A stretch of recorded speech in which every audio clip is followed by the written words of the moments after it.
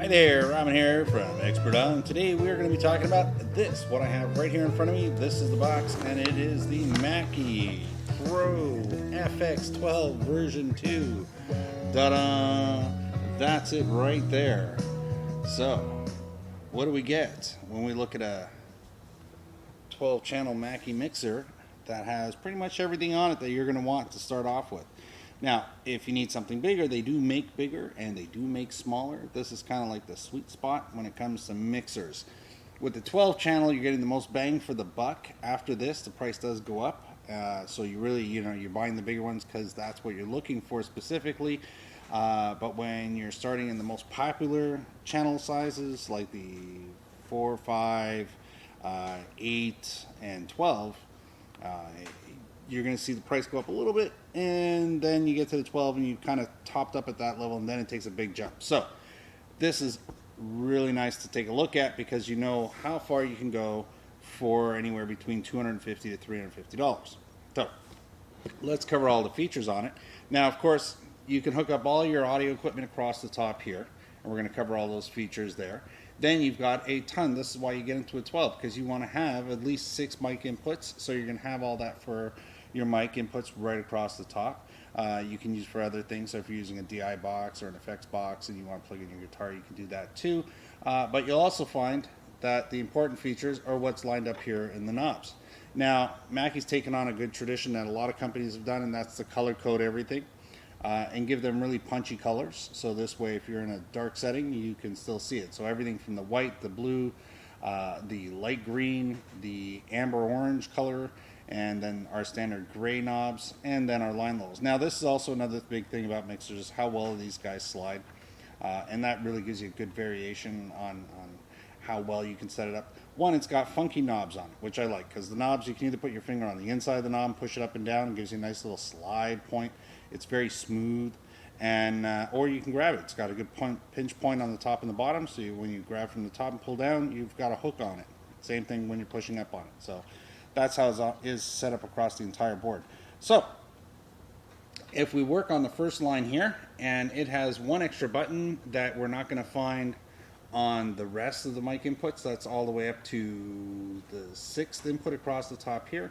This one does have an extra button on the top, and that says line high Z, which is their version of saying, hey, I want to play a guitar in there and I want to get the best out of it, and that's what that button's going to do for you right there. Now, the rest of them they don't have that, and also when you get near the end, where you get to the 5th mic input and the 6th, the 5th one's called line 5 and 6 because we stopped using the line in jacks across the bottom, and then we switched to line 5 and 6, so then we're in stereo channels, if we want to call it. 2 lines on the 5 and 6, 2 lines on the 7 and 8. The mic channels, again, right across the top. That's how those are going to vary. And if we cover the line going down, we start with our gain control. So if we're talking about microphones and gain control, that's the actual balloon, let's say, to make it as easy as possible, how big the balloon around the microphone is going to be. So that defines how close or how far away you're going to have it, and it also defines how sensitive it's going to be. So not to get that mixed up with the line button, the level gain button. My apologies.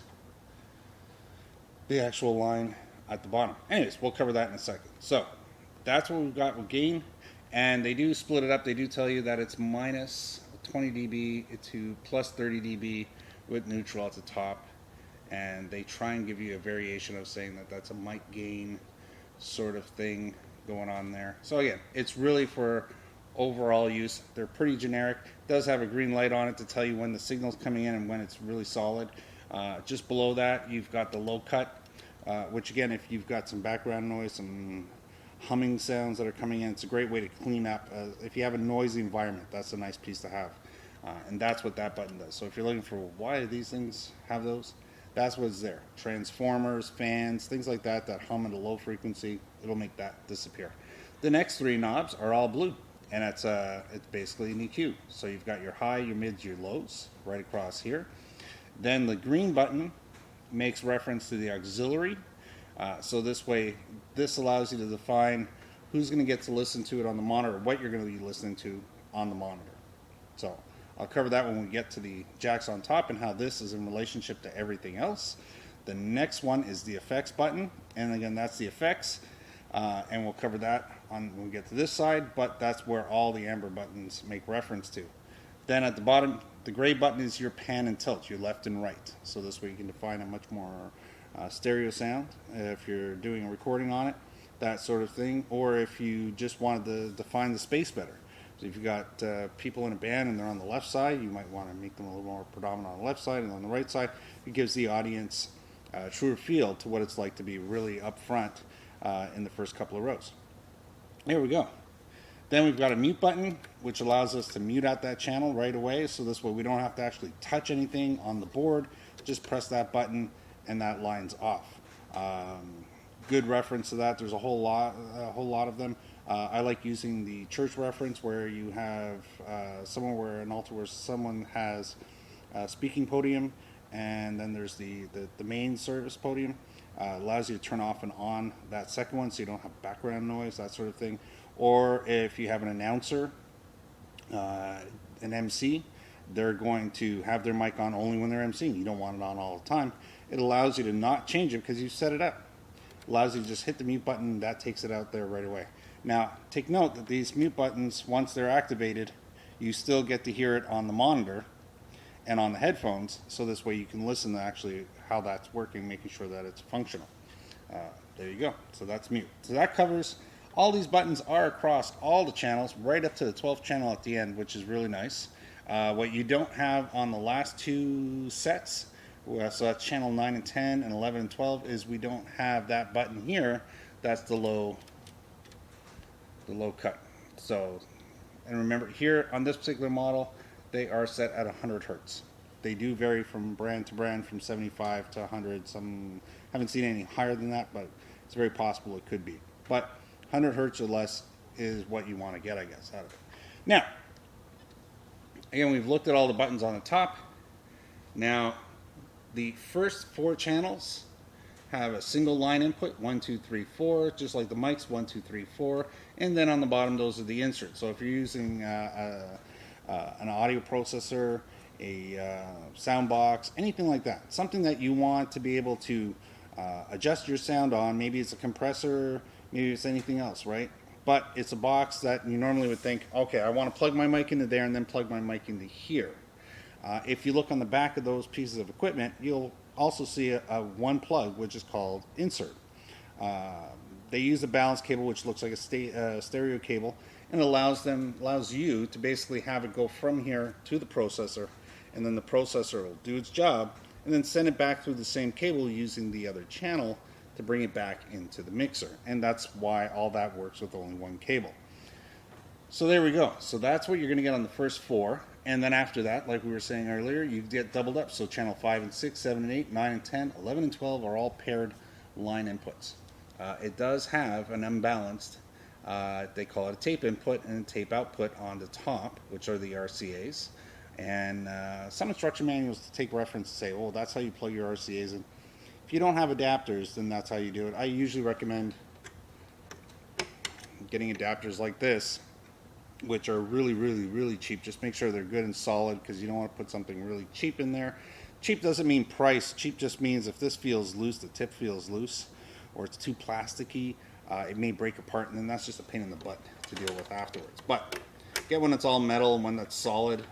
You're definitely have a good job. It allows you to then plug in my case, my phone, straight into the actual channel 11 and 12, because that's what I chose. There's no right or wrong there. And it allows me to then control it off the mixer and have my EQ still working and have all the other options still part of the mix, right?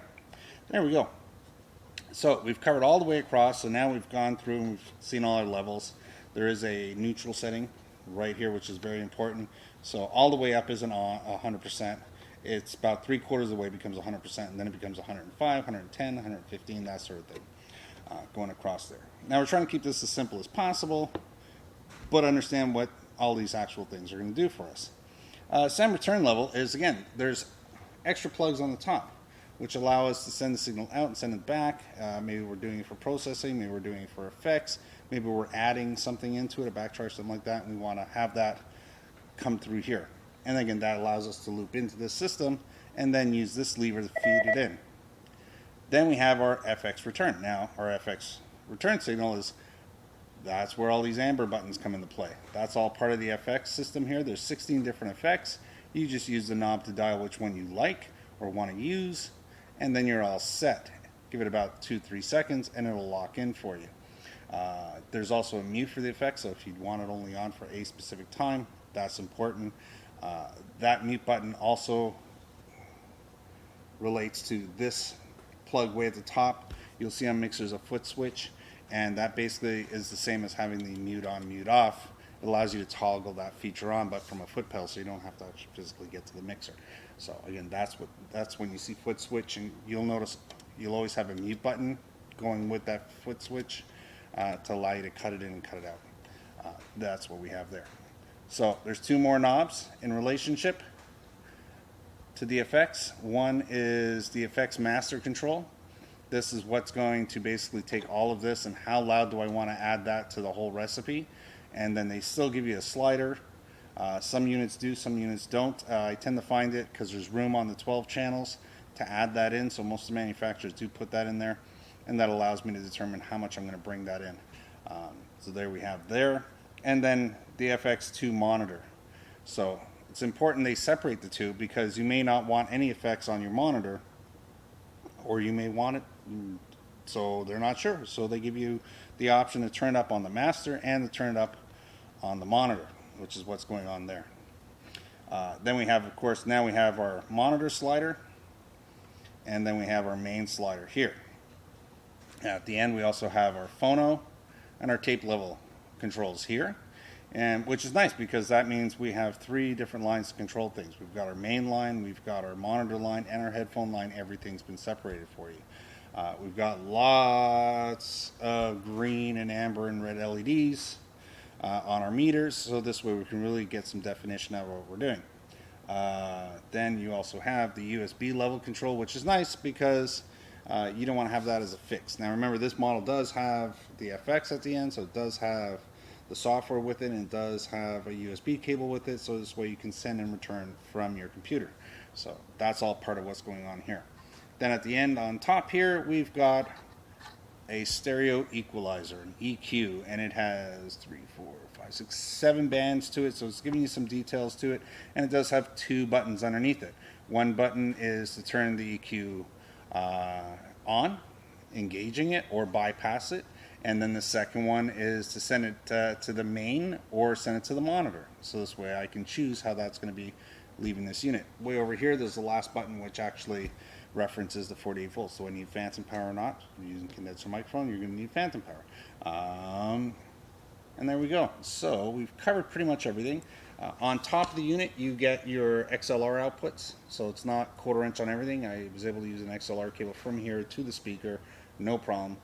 And on top, our monitor out are 1/4 inch, and our monitor send, our auxiliary send options, all those things are all 1/4 inch as well. So there we go. So when we talk about the auxiliary, again, that's if I want to use the monitor, but I want to actually choose what people are going to listen to. So when you see these auxiliary knobs, that's what it's making reference to.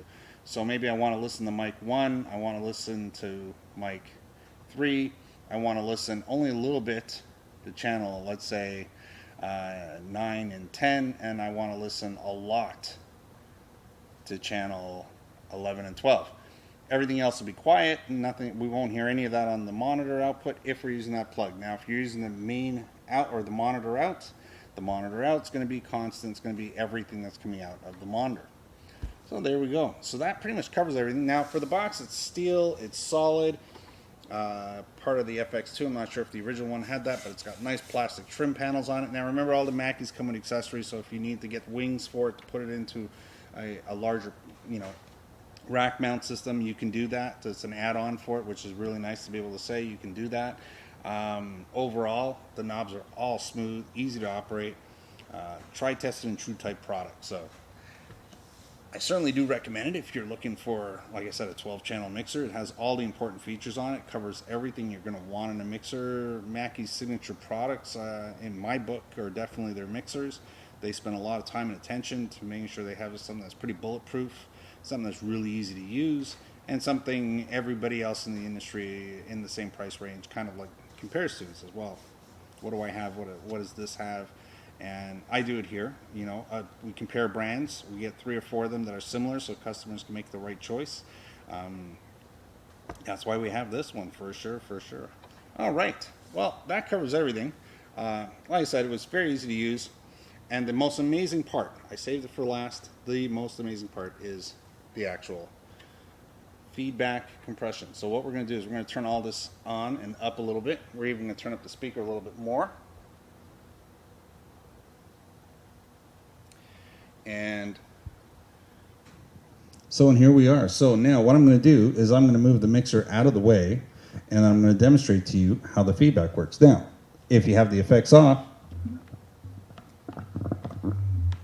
it takes a lot of effort to get feedback of any kind out of this. So again, I'll move this out of the way so we can bring the speaker in place.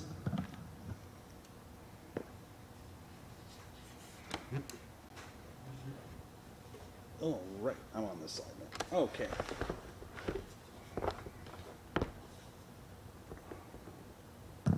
And again, so here we are. I'm going to be right on top of it. It's going to be right there. I'm going to stand up the speaker. Now, again, if I was actually talking with the speaker, if I was talking right into the speaker, I would expect there, you know, if it's a good mixer, not to have any problems. But it's when you get right beside it and right on top of it. Now I'm right there.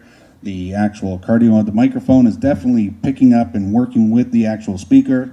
And I mean, that's it. I mean, that's what having an incredible feedback suppression system is. Now, can you do better? Probably, but I mean, you can't do better at this price. So, all that being said, that is probably the biggest reason to buy this mixer. Now, there's lots of mixers that have all the features we've talked about. Absolutely. Are there some mixers that may or may not have the effects compression, the feedback compression on it? This one does an incredible job at it. Now, that being said, you got to watch it. If you're using them as monitors, that's great. If you do turn off the effects, the more you turn up the effects, the faster you're going to get feedback kicking. I don't know why. One seems to cancel out the other, so the more you have effects, the more likely it is you're going to get feedback. But outside of that, absolutely incredible way to sell a product. I got a big bonus. Anyways, that was the big finale for this video, and at this point we're going to talk about comments and questions. If you have them, leave them down below. If you've subscribed, thank you very much. If you haven't, now's a really good time. There's always new videos coming up all the time. You want to keep on top of things, we can help out. See you next time. Thank you for now.